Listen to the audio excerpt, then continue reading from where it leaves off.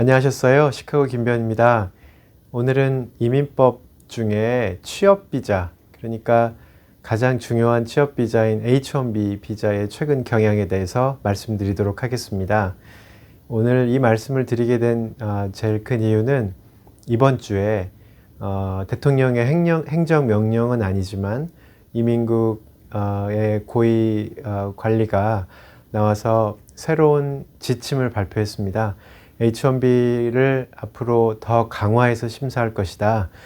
취지는 미국 국민, 미국 사람들에게 더 좋은 일자리를 보호하기 위해서 외국인에게 H-1B 심사를 조금 더 까다롭게 심사함으로써 미국 국민들의 취업 기회를 더 보장하겠다, 이런 취지로 앞으로 60일간의 관보 게재 기간을 지나고 나면 바로 시행하는 새로운 H-1B 행정명령 조치를 발표했습니다.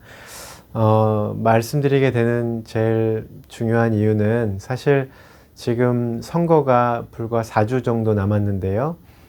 사실 모든 이민국 반이민 정책을 하는 곳과 또 여러 친이민 단체, 변호사협회, 법원 이런 곳 간에 굉장한 줄다리기가 계속되고 있는 가운데 사실 불과 며칠 전에는 캘리포니아에 있는 연방 판사가 지금 현재 신규 H-1B를 해외에서 받는 것을 금지시킨 행정명령이 진행 중인데, 그 중에 일부 회사들에 대해서는 그 행정명령의 시행을 중지시키는 그런 인정션을 또 발표를 해서 사실 조금 굿뉴스로 밝혀지자마자 바로 어떻게 보면 그 다음 날 정도에 앞으로 결국은 내년에 시작될 H-1B 시즌에는 H-1B의 중요한 기준인 스페셜티 아큐페이션의 그 해석을 좀 더 까다롭게 해서 H-1B 비자를 거절률을 한 3분의 1, 지금 한 작년 자료에 의하면 한 16% 정도가 거절이 되고 있거든요.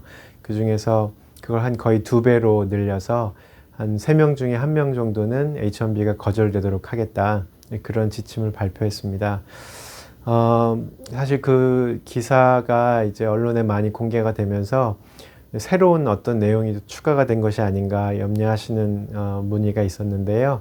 사실 그게 새로운 것은 아닙니다. 지금 트럼프 치하에서 지난 2, 3년 동안의 H-1B는 사실 굉장히 어렵습니다. 그냥 과거에 그냥 인문계열 학사 학위가 있으면, 또 외국에서 한 학사 학위가 있으면, 또 경력이 공부한 1년을 경력 3년이랑 매칭시켜주는 걸로 해서 예를 들어서 12년 정도 이상의 경력이 그 분야에 있으면은 H-1B가 요구하는 4년제 대학 디그리를 충족한다고 봐서 H-1B를 승인받았던 시절도 있었는데요. 지금 이미 그 실무에 있어서는 거의 거절되고 있었는데 이번 주 화요일 날 발표된 이번 지침의 주요 내용 중에 하나가 앞으로 미국에서 H-1B를 받기 위해서는 경력이 많다고 해서 받을 수 있는 기회는 아예 없애고 무조건 관련 분야의 4년제 대학 디그리가 있어야지만 H-1B를 받을 수 있다고 밝힌 것이지요. 사실 지난 몇 년 동안 H-1B는 사실상 굉장히 어려웠기 때문에 특별히 인문 계열에 계신 분들은 H-1B를 많이 시도했다가 거절되기도 하고 해서 거의 시도를 안 하는 분위기가 많았었고요. 스템 디그리라고 해서 회사가 좀 큰 곳에서 엔지니어 이상 이런 이공계열 전문직 경력, 전문직 포지션에 전문직에 공부하신 분들을 뽑는 경우에만 H-1B가 나온다, 그렇게 생각하고 있었던 중입니다. 그 와중에 약간 미디어 플레이이기도 한데 이제 대통령이 미국 국민에게 국민의 일자리 보호하는 것에 신경을 씁니다 라는 어떤 그 선거 표심에 영향을 주는 어떤 그러한 조치라고도 볼 수 있는데, 결국은 그러한 흐름을 아예 공식적인 지침으로 발표한 것입니다. 영어 표현으로는 스페셜티 아큐페이션이라는 말을 쓰는데요. H-1B의 그 번역을 저희가 전문직 취업비자라고 하거든요.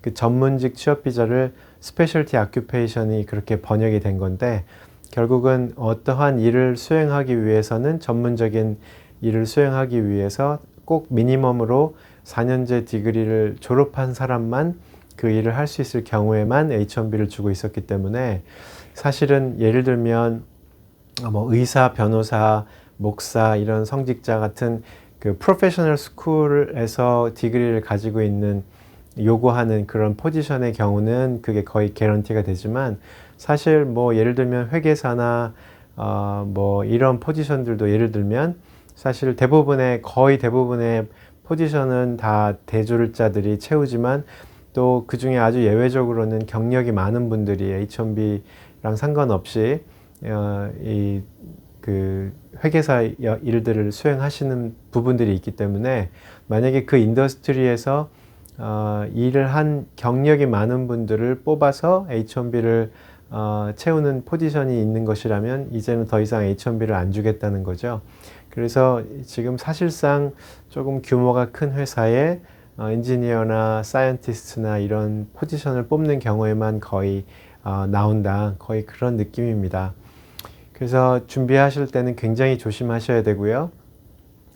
만약에 조금 회사가 작거나 전공하신 것이 약간 애매하다면 상당한 서류를 준비해서 왜 우리 회사의 이 포지션은 엔트리 레벨이 아니고 조금 더 에듀케이트 돼 있는 사람을 뽑아야 하는지를 회사의 비즈니스 니세시티 서류를 많이 준비해서 제출을 하도록 되어 있습니다. 그래서 H1B 준비가 그렇고요. 동시에 사실 또 H1B가 주로 미디어에 나왔지만 같은 날 Prevailing Wage Determination이라고 그래서 결국은 이제 그 H1B를 예전에는 예를 들면 뭐 엔트리 레벨에서 한 3, 4만 불 정도 초임으로 받는 포지션이 다 비자가 나왔다고 하면은 그 샐러리가 노동부의 데이터베이스에 따르면은 레벨 1부터 레벨 4까지 4단계가 있거든요.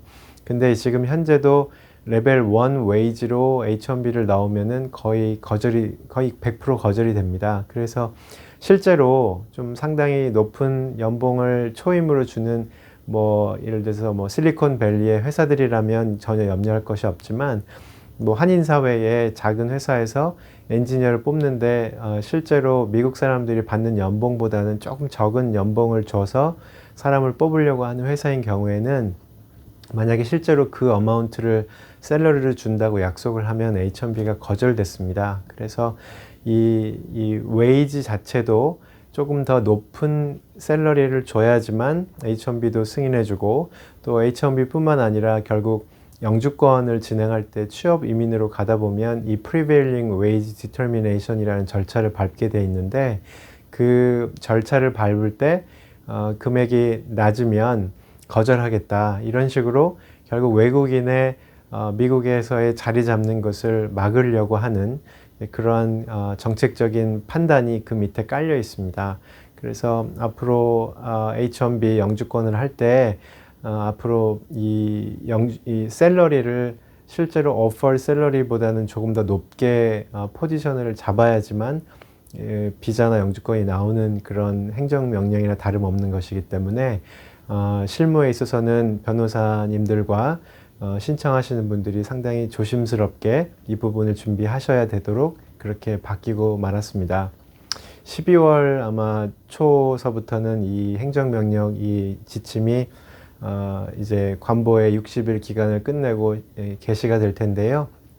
아무쪼록 현재 비자를 내년에 맞춰서 준비하고 있는 졸업 예정자시거나 지금 영주권을 시작하시는 분들은 담당하시는 변호사님과 이 웨이지를 어떻게 할 것인지 그리고 포지션을 어떻게 잡을 것인지 취업 비자와 취업 이민에 있어서 조금 더 중요한 조심스러워야 하는 그런 상황으로 변경되어 가고 있습니다.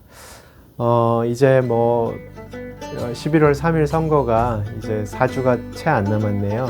어제는 바이스 프레지던트 디베이트도 있었고 점점 이제 마지막으로 향해 가는데 예, 저는 매우 몹시 트럼프 대통령이 재선에 꼭 실패하기를 바라는 사람입니다. 제 업무에 너무 직결되어 있으시고 해서 어쨌든 네, 오늘은 H1B를 위주로 최근에 변경된 것을 말씀드렸고요. 다음에 또 중요한 소식이 나오면 또 바로 이 시간을 통해서 말씀드리도록 하겠습니다. 그러면 다음에 뵐 때까지 건강하십시오. 안녕히 계세요.